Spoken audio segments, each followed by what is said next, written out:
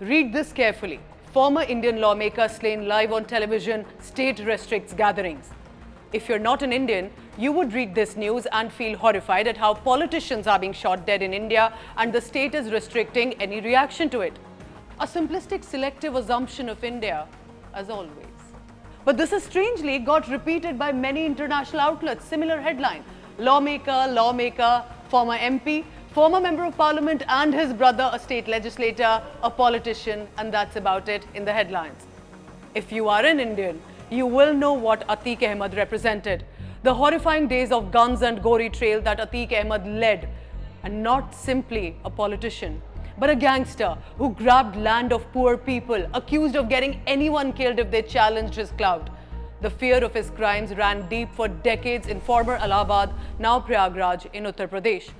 More than 100 criminal cases have been filed against him, including of murder of innocent people. He went on to become a lawmaker and sadly got political shelter in India's temple of democracy for the longest time.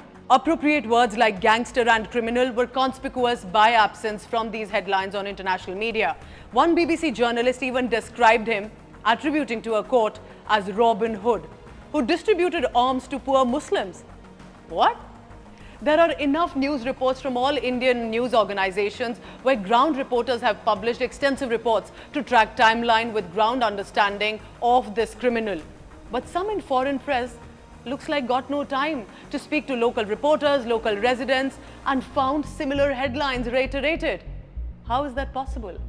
One can and must raise questions on the killing, demand answers from the state government and police on the lack of security. But to make a criminal sound as just a poor former lawmaker?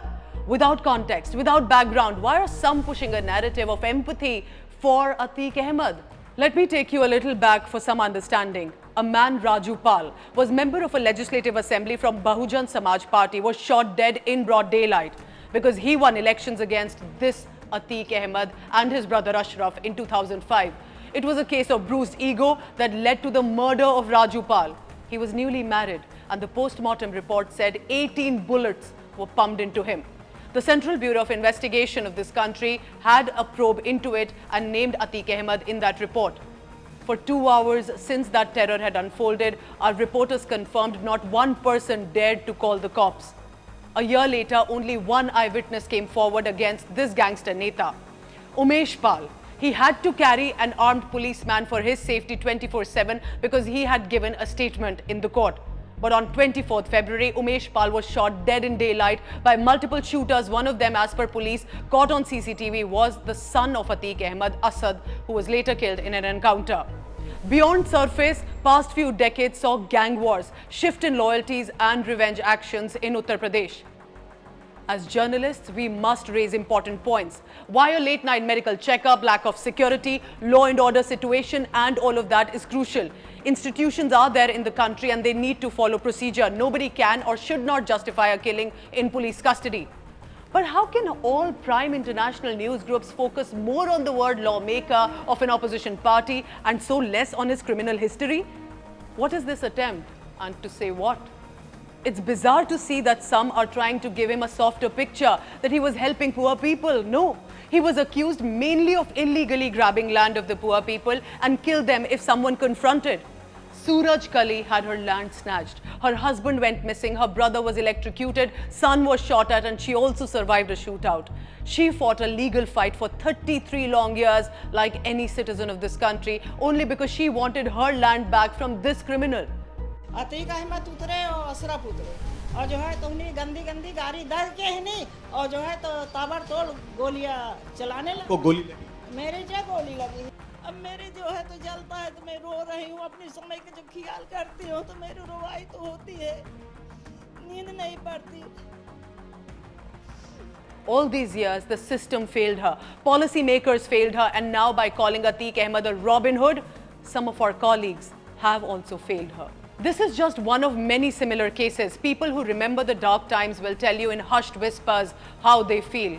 But even today, his clout is running deep as they reminisce time of gang wars in Uttar Pradesh. Atiq was booked at merely 17 years of age as a teenager for murder of a businessman. Charges of multiple murders years down the line. This muscle man won local elections and kept winning because nobody dared to challenge him. Until one Raju Pal came forward. He won, but he was killed. He was even accused of attacking the then Chief Minister Mayawati in 1995. Atique Ahmed kept switching parties. Samajwadi Party, Apna Dal, back and forth. He kept winning because of the criminal clout and money. His ancestral village remembered him as a ruthless one who bribed witnesses, threatened them, and always escaped the law. In 2007, he was also accused of protecting men who were allegedly involved in the gang rape of Madarsa girl students. The incident sparked a massive outcry, prompting the Samajwadi Party to expel him. Questions should be raised as to how and why such men were allowed to contest elections in the country and that this needs to stop. But sadly, some netas are even raising his Muslim identity angle, that he was killed for that reason. The fact is, and I hope they realize, that by equating a dreaded gangster like Atiq Ahmed to the Muslim community at large is helping neither the community nor the issues they want to raise. He was dreaded to such an extent that 10 High Court judges recused from hearing the case on him. As latest as 2018, he got a trader arrested and transported to his prison barrack to sign property papers.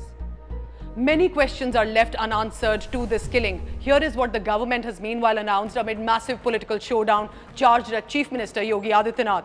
3-member Judicial Commission to probe the matter. Special investigation team has been formed which will formally probe this incident. Shooters have been identified and sent to judicial custody.